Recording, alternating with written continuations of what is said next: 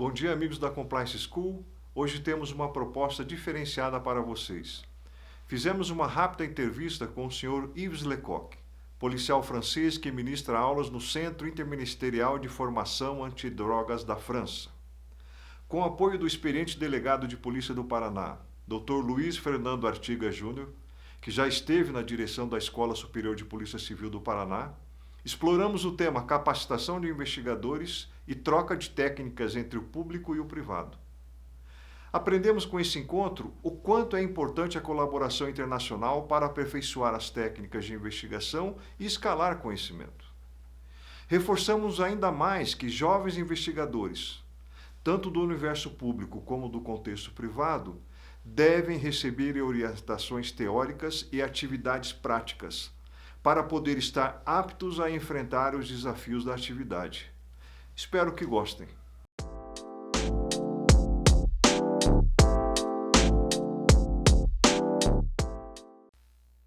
Monsieur Lecoq, c'est toujours un vrai plaisir de parler avec vous.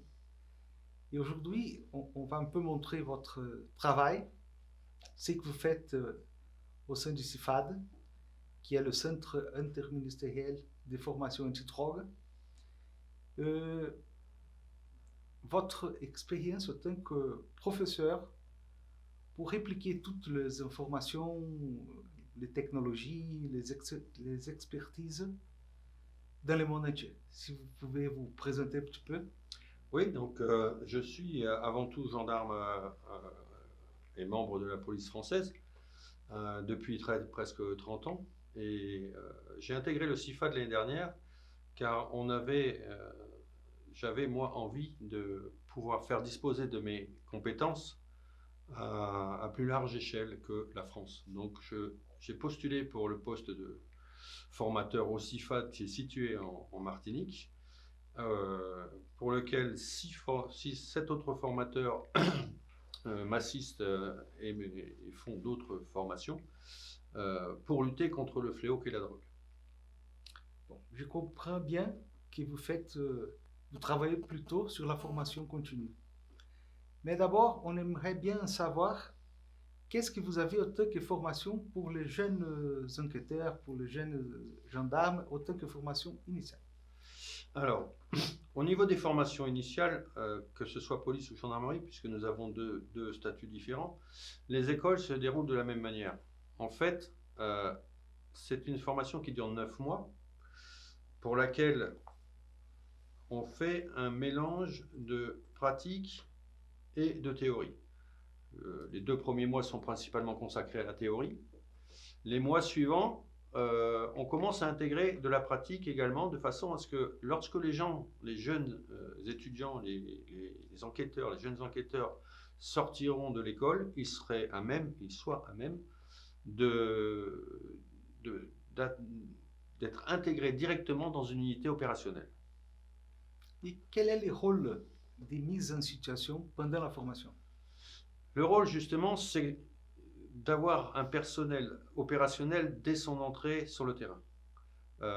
C'est inutile de former quelqu'un pendant 3 ou 4 mois si derrière, lorsqu'il arrive sur le terrain, on est encore en plus obligé de le former en supplément.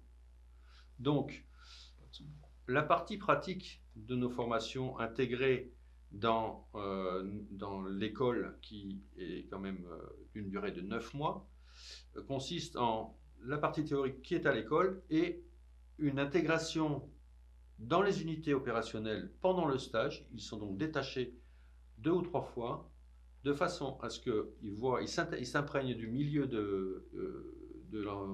lequel ils vont travailler quelques mois plus tard et qu'ils puissent mieux appréhender la vie qui les attend. Et quel est le rapport entre le secteur public et le secteur privé quand on parle à propos de technologie, de la connaissance de l'enquête, de la façon de rechercher les informations?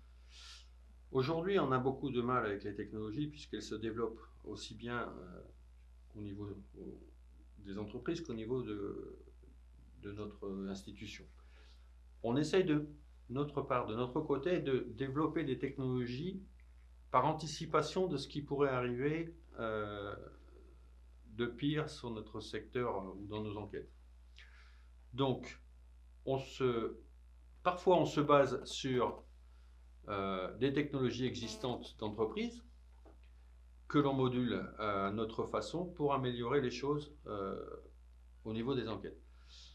Et d'autres fois, et souvent d'ailleurs, au niveau de la gendarmerie, de nombreux logiciels et de nombreuses techniques ont été développées, qui ont été reprises ensuite par des entreprises à moindre échelle, à moins grande échelle, pour essayer d'améliorer aussi les conditions au sein des entreprises.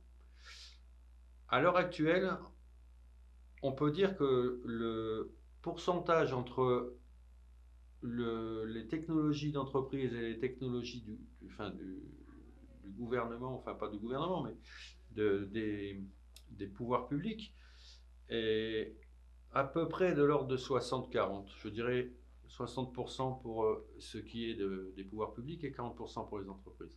Beaucoup essayent de récupérer nos données et n'y sont pas arrivés. Ça prouve bien qu'on est quand même un niveau au-dessus à ce niveau-là.